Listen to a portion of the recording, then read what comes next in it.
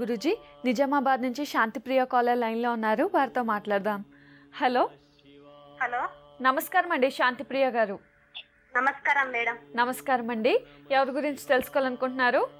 నా గురించి తెలుసుకోవాలనుకుంటున్నా మేడం. తప్పకుండా అండి. మీ నక్షత్రం చెప్పండి. తెలియదు మేడం. Date of birth? తెలియదు, సుమారు 27 ఉంటాయి మేడం. సరేనండి, మాట్లాడండి గురూజీతో. నమస్తే తల్లి. నమస్తే గురూజీ, నీకు పాదాభి వందనాలు గురూజీ. మా ఆశీస్సులో ఉంటుందమ్మా. మీ కాల్ గురించి ఎప్పటి నుంచో వెయిట్ చేస్తున్నాం గురూజీ. మంచి తల్లి. పెళ్ళై ఎన్ని సంవత్సరాలయ్యా గురూజీ? అమ్మా, మీ కాల్ కలిసినందుకు చాలా సంతోషంగా ఉంది గురూజీ. మా ఆశీస్సులు ఎప్పుడూ ఉంటుంది. నువ్వు అలాగే సంతోషంగానే ఇంకా 100 ఏళ్ళు ఉండు తల్లి. గురూజీ సరే గురూజీ. ఏం తెలుసుకోవాలి నీ గురించి? నా ఆరోగ్యం బాగుంటలేదు గురూజీ. పెళ్ళై ఎన్ని సంవత్సరాలు అయ్యి తల్లి? 7 సంవత్సరాలు అవుతుంది గురూజీ. 7 సంవత్సరాలు అయిందా? నీ పూర్తి పేరు? శాంతిప్రియ. శాంతిప్రియా. సరే తల్లి, ఓకే. జాతకంలో 6వ స్థానం ఆరోగ్య స్థానం, శత్రుస్థానం అంటాము, కరెక్ట్గా చూపిస్తుంది. ఏమైంది తల్లి హెల్త్కి మీకు? హెల్త్ బాగుంటది అంటే గురూజీ, పెళ్ళైన నుంచి పాప పుట్టిన తర్వాత 2 సంవత్సరాలు మంచిగా ఉన్న గురూజీ, తర్వాత నుంచి బాగుంటలేదు గురూజీ. ఎలాంటి ప్రాబ్లమ్స్ వస్తున్నాయి చెప్పు? బాగా పెయిన్స్, ఫైల్స్ ఆపరేషన్ అయింది గురూజీ. తర్వాత రాళ్ళ నొప్పి ఉన్నది గురూజీ. ఏదో ఒకటి వస్తున్నాయి గురూజీ. ఓకే, రోజు నువ్వు ఒక పని చెయ్యి. రోజు రేపటి నుండి తెల్ల నువ్వులు బాగా వేడి చేసినవి ఒక గ్లాస్లోకి వేసి పెట్టుకోండి. రోజు 1 టీ స్పూన్ అర్లీ మార్నింగ్ పరగడుపులో తెల్ల నువ్వులు తిను. రాత్రి కంపల్సరీ దద్దోజనం పెరుగన్నం కాస్త భోజనం తింటూ ఉండు. జీవితంలో నీకు పైల్స్ మళ్ళీ రిపీట్ అవ్వదు. తర్వాత కిమోఫ్రిన్ అని చెప్పేసి ఒక మింట్లో ఒక ఇది వస్తుంది మనకి, ఏంటి టానిక్. మీకు కావాల్సింటే అది వాడినా కూడా తగ్గిపోతుంది. కిమోఫ్రిన్ అని వస్తుంది. ఎస్, కిమోఫ్రిన్. మీరు ఇది వాడుకోండి, ప్రాబ్లం లేదు తల్లి. ఇది మంచి ఇంటి ఫుడ్. రోజు మీరు ఇది చేయడం వల్ల మీకు ఎలాంటి ప్రాబ్లమ్స్ రాదు, సరేనా? తర్వాత ఇంకా వేరే వీక్నెస్ ఉన్నారు, చాలా వీక్ ఉన్నారు మీరు. సరిగ్గా భోజనం తినరు, టైంకి పనుకోరు, చిన్న విచారం మనసులో పెట్టుకొని పెద్ద బాధలు చేసుకొని రోజుకి వీక్ అయిపోతున్నారు. అదే కదా జరుగుతుంది. అవును గురూజీ. బ్లడ్ తక్కువ అని చెప్పారా డాక్టర్లు? అవును గురూజీ. వీక్ అవుతున్నావు. మీకు ఎక్కడైనా దగ్గరలో నాటు ఆవు పాలు దొరుకుతుందా? దొరకడం కష్టం గురూజీ ఇక్కడ. దొరకడం కష్టం. చూడు, వెదుకు. ఎవరైనా నాటు ఆవులు పెంచుతూ ఉంటే రోజు 1 గ్లాసో లేదా 1/2 లీటర్ ఇస్తే దాదాపు ఒక 6 నెలలు ఉదయం ఒక నాటావు పాలు 1 గ్లాసు, రాత్రి 1 గ్లాస్ తాగుతూ ఉండు. వీక్నెస్ వెళ్ళిపోయి బలిష్టంగా వస్తుంది, శక్తి వస్తుంది నీ దేహానికి. గురూజీ, పిల్లల విద్యాభ్యాసం గురించి తెలియజేస్తున్నారు. పిల్లల విద్యాభ్యాసం గురించి మనం తెలుసుకుంటూ ఉన్నాము. అంటే నిజంగా ఇక్కడ చాలా హర్ట్ అయ్యే విచారం ఏంటంటే, మనం ఎప్పుడు కూడా నేను ఇప్పుడు ఇక్కడి నుంచి న్యాచురల్గా ఒక దీంట్లో మనం మాట్లాడుకుందాము. ఏ విచారం అంటే ఒక ప్రాక్టికల్ విచారంలో ప్రాక్టికల్గా ఆలోచిస్తే, ఇక్కడి నుంచి నేను బెంగళూరుకి వెళ్ళాలనుకోండి, నేను బెంగళూరుకే వెళ్ళాలి. అయితే నేను ఇక్కడి నుంచి ఎక్కడికి చెన్నైకి వెళ్ళి, చెన్నై నుంచి తిరుపతికి వెళ్ళి, తిరుపతి నుంచి మళ్ళీ హైదరాబాద్కి వచ్చి, మళ్ళీ ఇక్కడి నుంచి నెల్లూరుకి వెళ్ళి, నెల్లూరు నుంచి బెంగళూరుకి. ఇది అవసరమా నాకు? నేను బెంగళూరుకి వెళ్ళాలంటే బెంగళూరుకే వెళ్ళాలి, అది నా అచీవ్మెంట్. కానీ ఇప్పుడు జనాల్లో అలాంటి ఉద్దేశం లేదు.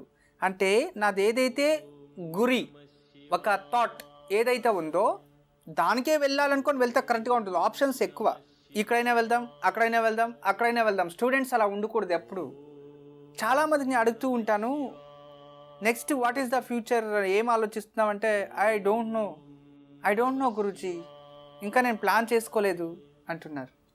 ఎందుకు ప్లాన్ చేసుకోలేదు? అసలు నేను ఏం చదవాలో నాకే తెలియదు, చదువుతూ ఉన్నాను అంతే. What is next? Nothing. Engineering అయిపోతుంది, ఎంబీఏ లేదా ఎంఎస్ఓ చేద్దాం, తర్వాత నెక్స్ట్ జాబ్. అంటే వాళ్ళు ఆలోచించలేదు ఇక అంతే. అలాంటి వాళ్ళు కొందరు. అంటే నేను ఇప్పుడు ఎందుకు ఇది చెప్తున్నానంటే, ఎప్పుడు కూడా ఒకే మనిషి ఒక చోటు ఉంటే సరిపోడు. చెడు మార్గాలు రావు. నలుగురు కలిస్తేనే చెడిపోతారు. ఇప్పుడు ఒక ఏదైనా సాధువులు, సత్పురుషులు, సన్యాసులు ఉంటారనుకోండి, దాంట్లో వెళ్ళి మీరు ఎవరినో కలిసిపోండి. ప్రవచనాలు, సాధులు, సత్పురుషులు, సన్యాసులు ఏమేమి వాళ్ళు చేస్తారో అవే నేర్చుకుంటాం. ఒక 4 థీఫ్స్, దొంగలు, దోపిడీ చేసేవాళ్ళు ఉంటారు. వీళ్ళు కలిసిపోయిన ఒకడు ఏం చేస్తారు, వాళ్ళు అయిపోతారు రోజు. తర్వాత ఎప్పుడు కూడా వేరే వాళ్ళపైన కామెంట్స్ తప్పితే జీవితంలో వాళ్ళకి ఇంకోటి తెలియదు. వాళ్ళ మంచితనం వాళ్ళకి కనబడదు. మంచి అమ్మాయి తర్వాత ఆఖరికి వాళ్ళ పరిస్థితి ఎలా అంటే, వాళ్ళు పెళ్లి చేసుకున్నా కూడా భార్య గురించి వేరే వాళ్ళు అలాగ మాట్లాడుతున్నారు, లేదా మాట్లాడితే మనకి ఏమవుతుంది ఎప్పుడు ఆలోచించరు. వాళ్ళు ఎలా అయిపోతారంటే, పెళ్లి చేసుకున్నాం కూడా భార్యను కూడా అలాగే మాట్లాడడం. ఆ రోగాలు ఎందుకు ఆ రోగాలు అప్పుడు వస్తున్నాయంటే వీళ్ళ వల్ల. అంటే వీళ్ళు చేసుకొని పెద్ద ఎడ్యుకేటెడ్సే. ఒక అతను వచ్చేసి జాతకం ముందు పెట్టి, గురుగారు నేను పెళ్లి చేసుకోవాలనుకుంటున్నాను, ఈ అమ్మాయి క్యారెక్టర్ ఎలా ఉంటుంది అని జాతకం నాకు ఇస్తాడు. ఆ అమ్మాయి క్యారెక్టర్ గురించి నేను సర్టిఫికేట్ ఇస్తే చేసుకుంటాడంట. అతని కాన్సెప్ట్ చూడండి. సరే ఆ అమ్మాయి క్యారెక్టర్ తప్ప నీ క్యారెక్టర్ గురించి నేను మాట్లాడతాను, నీ జాతకం ఇవ్వు అన్న. తీసుకున్నా.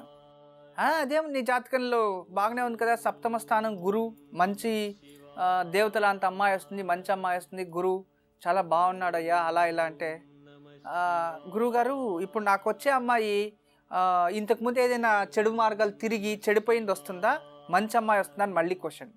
అలా 100 రకాలు 4-5 జాతకాలు తెచ్చి దీంట్లో ఏది బెస్ట్ నాకు అదేం చెప్తలేదు. ఈ అమ్మాయి ఎలాంటిది, ఈమె ఎంతమందితో తిరిగింది, ఈ అమ్మాయి మంచిదేనా, అసలు చేసుకోవచ్చా, చేసుకున్నాక నాతో ఉంటుందని ఏం గ్యారంటీ అని అడిగాడు. లాస్ట్లో ఏం చెప్పాను దానికి? నేను ఒక మాట చెప్పాను, అయ్యా ఇదో దిస్ ఈజ్ ద బెస్ట్, ఈ అమ్మాయిని చేసుకో, ఇన్నిట్లో నీకు వచ్చొచ్చేది అని సెలెక్ట్ చేయించేసి నువ్వు దిగు ఉండు, నేను రెమెడీస్ అన్నీ రాసి పంపించేసి వాళ్ళ అమ్మ నాన్న పిలిచి ఒకే మాట చెప్పాను, నీ కొడుకు జీవితం, వివాహ జీవితం బాగుండదు, వాడు ఆల్రెడీ చెడిపోయి ఉన్నాడు.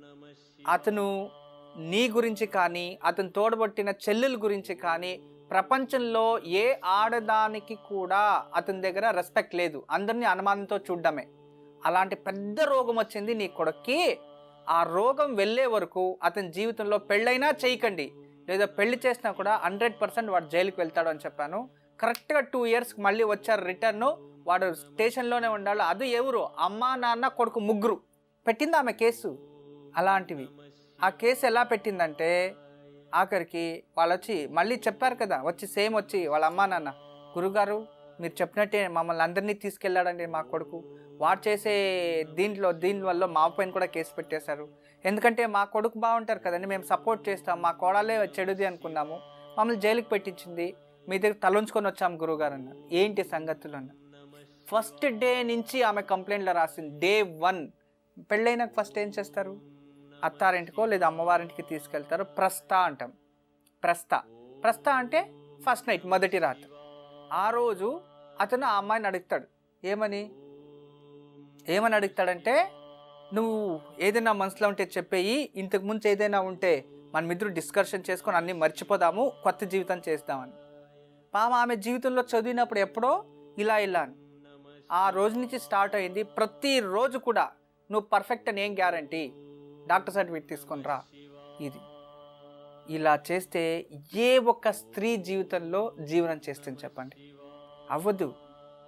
ఆఖరికి పెద్ద గొడవలయ్యి విషం తాగే వరకు వెళ్ళి స్టేషన్కి వెళ్ళి అక్కడ పెట్టింది, నాకు ఇలా అని ముగ్గురిని అరెస్ట్ చేశారు. చూసారా అనుమానం అనేది యాట్ వరకు తీసుకెళ్తుందో. ఆ అనుమానం రావాలంటే అది ఇప్పుడు వచ్చేది కాదు, పెళ్ళైనాక రాదు, చదివేటప్పుడే. మంచి ఎడ్యుకేటెడ్ వాడు.